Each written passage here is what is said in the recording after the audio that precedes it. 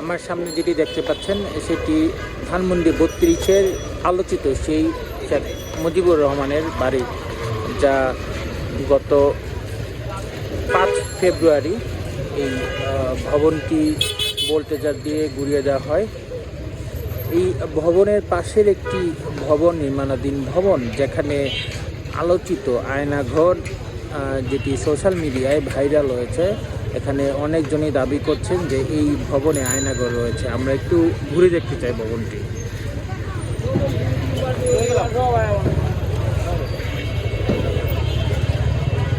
ধানমন্ডির এই বাড়ির ঠিক পাশের ভবন, যেটি নির্মাণাধীন একটি ভবন, সেটি ঘিরে একটি রহস্যটি কি সেটি যদি আমি আপনাদের একটু জানাই, যে এই নির্মাণাধীন ভবনটির 3টি ফ্লোর পার্কিং, যে আন্ডারগ্রাউন্ড পার্কিং, সেখানে 3টি ফ্লোর রয়েছে। সেই অন্ধকার আচ্ছন্ন ফ্লোরকে ঘিরেই অনেকেই দাবি করছেন যে এই ফ্লোরেই আয়নাঘর, সেটি তারা অনেকেই দাবি করছেন। তবে সেই আয়নাঘরে যেই তারা বলছেন যে উৎসুক মানুষ, যে আয়নাঘর, সেই আয়নাঘরে কিন্তু পানি ছিল এই একটি ফ্লোরে, বেসমেন্টের একটি ফ্লোরে কিন্তু পানি ছিল। সেই পানি আজ সকালে ফায়ার সার্ভিসের 3টি ইউনিট এই ভবনের সামনে আসে এবং ফায়ার সার্ভিসের শক্তিশালী মোটর দিয়ে এখান থেকে পানি নিষ্কাশন করা হয়। সেই ঘটনা সোশ্যাল মিডিয়ায় জানাজানির পর থেকেই কিন্তু বেলা বাড়ার সঙ্গে সঙ্গে এই আন্ডারগ্রাউন্ডকে ঘিরে কিন্তু একটি উৎসুক জনতার ভিড় আমরা লক্ষ্য করতে পারছি। এটি মূলত লিফটের জন্য একটি নির্ধারিত স্থান, তবে অনেকেই এটিকে আয়নাঘরের একটি স্থান। এখানে দেখছেন যে বিভিন্ন বয়সের নারী, শিশু, পুরুষ তারা কিন্তু এখানে আসছেন, খুব আগ্রহ নিয়ে তারা এগুলো দেখছেন।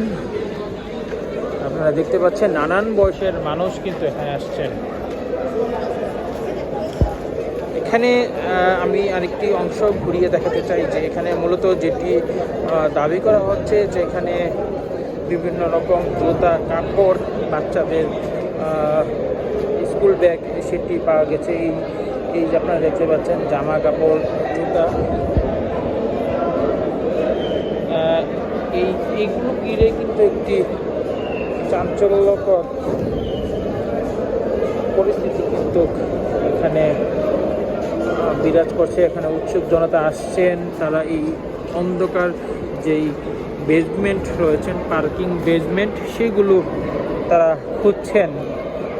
আয়নাঘর আসলে কোথায় সেটি তারা খুঁজে বেড়াচ্ছেন অন্য হয়ে, সেটি কিন্তু আমরা আপনাদের দেখানোর চেষ্টা করছি।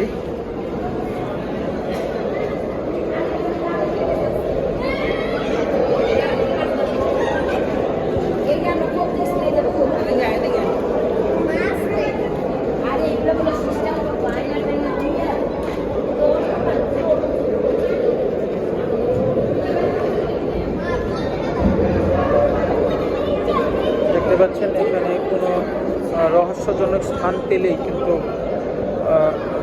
যারা উৎসুক জনতা তারা দেখার চেষ্টা করছেন, খোঁজার চেষ্টা করছেন। আমরা আরেকটি বেসমেন্টে যেতে চাই, যে নিচের যে বেসমেন্টটি রয়েছে সেটিতে আমরা যেতে চাই। ঘুটঘুটে অন্ধকার থাকায় কিন্তু অনেকেই মোবাইলের টর্চ লাইট জ্বালিয়ে তারা খুঁজছেন, খুঁজে বেড়াচ্ছেন।